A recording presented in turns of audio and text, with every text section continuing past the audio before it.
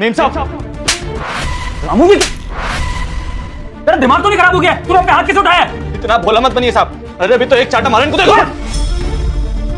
इसका दिमाग चल गया है क्या? क्या हो क्या तुझे? पगला गया, बौखला गया, इस तरह से हाथ उठा रहा है अपने मालिकों पे? क्या हुआ है? सर पे चढ़ा रखा है, ये बात है। तो मैंने कितनी बार बोला है, नौकरों को ना नौकरों की तरह रखना चाहिए, लेकिन तुमने तो भाई बना रखा है। कोई दिक्कत परेशानी हो तो पास में बिठा के पूछते हो क्या है क्या नहीं, पैसों की मदद कर देते हो। अब देख लो कितना सर पे चढ़ गया। तुम्हारी बीवी पे हाथ उठाया, तुम पे हाथ उठाया आज इसने, और चढ़ाओ सर पे। ऐसे इज्जत मिलती है नौकरों से फिर। रुक जा भक्त, मैं महादेव बोल रहा हूँ। तेरे घर में पैसों की कमी अब खत्म होने वाली है, लेकिन अगर आज भी तू इस संकेत को इग्नोर करेगा तो धन तेरे घर आते आते रुक जाएगा। अगर सच्चे मन से मुझ पर विश्वास है तो इस वीडियो को लाइक और फॉलो कर, 2 लोगों तक शेयर कर दें, कमेंट में हर हर महादेव लिख दे।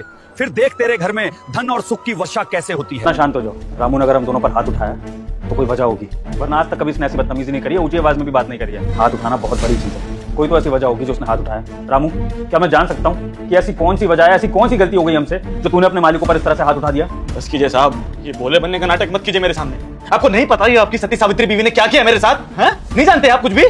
क्या बोलना चाहता है तू? किस बारे में बात कर रहा है? और ऐसी कौन सी बात होगी जो तूने अपने मालिकों पर इस तरह से हाथ उठा दिया? क्या वजह है? वो तुम इससे अभी भी पूछे जा रहे हो कि क्या हुआ है? तुम्हारी बीवी पे हाथ उठाया है। अरे इतना भी शांत नहीं होना होता है जीवन में कि कोई भी 2 कौड़ी का आदमी उठ के आए और तुम पे हाथ उठा दे तुम्हारे ही घर पे, और तुम कुछ ना बोलो। अभी उससे पूछे जा रहे हो कि क्या हो गया, क्या बात हो गई।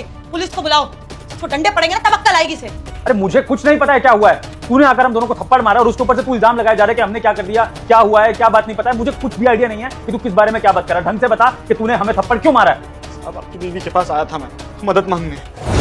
मेम साहब, गाँव से रमेश चाचा का फोन आया, माँ की तबीयत बहुत ज्यादा बिगड़ गई है, 20,000 रुपए की जरूरत है मैडम, दे दीजिए, और 1 महीने की छुट्टी दे दीजिए। मैं आते लौटा दूंगा। पागल है क्या तू? अपनी मालकिन से आगे सीधा 20,000 मांग रहा है और 1 महीने की छुट्टी। तुझे क्या लग रहा है दे दूंगी मैं? तूने मुझे पागल समझ रखा है? ये तुम नौकरों को ना बहुत अच्छे जानती हूँ मैं। 20,000 रुपए मांगे थे साहब। क्या इस घर में मेरी 20,000 की औकात भी नहीं है क्या साहब? आपकी बीवी ने मुझे 20,000 देने से मना कर दिया। मुझे नौकरी पे तो साहब जैसे जानवरों को रखते हैं ना वैसे रखा हुआ है। छुट्टी तक नहीं दी इन्होंने मुझे। मैं कहीं और से 20,000 का इंतजाम कर लेता, लेकिन इस औरत ने मुझे यहाँ से जाने ही नहीं दिया। बेवकूफ आदमी, तुझे थोड़े से पैसे चाहिए थे तो मांग लेता मुझसे। अगर तेरी मेम साहब ने नहीं दिए तो मैं दे देता। इसका मतलब है कि तू उस तरह से आके हाथ उठा देगा हम पे? हैं? अरे कुछ पैसों के लिए कोई नौकर अपने मालिकों के साथ ऐसी बदतमीजी कैसे कर सकता है? कुछ पैसे, अब उन कुछ पैसों की वजह से ना आज मेरी माँ इस दुनिया में नहीं रही है। अगर मुझे ये बीन्स 1000 दे देती ना तो मैं अपनी माँ का इलाज करवा लेता और उसकी जान बच जाती। आज मैं अनाथ हुआ तो सिर्फ इसकी वजह से। अरे अब मेरे लिए सब बर्बाद हो गया। मेरी तो दुनिया ही चल बसी। मैं चाहकर भी अपनी माँ को बचा नहीं पाया। कैसे इंसान हो।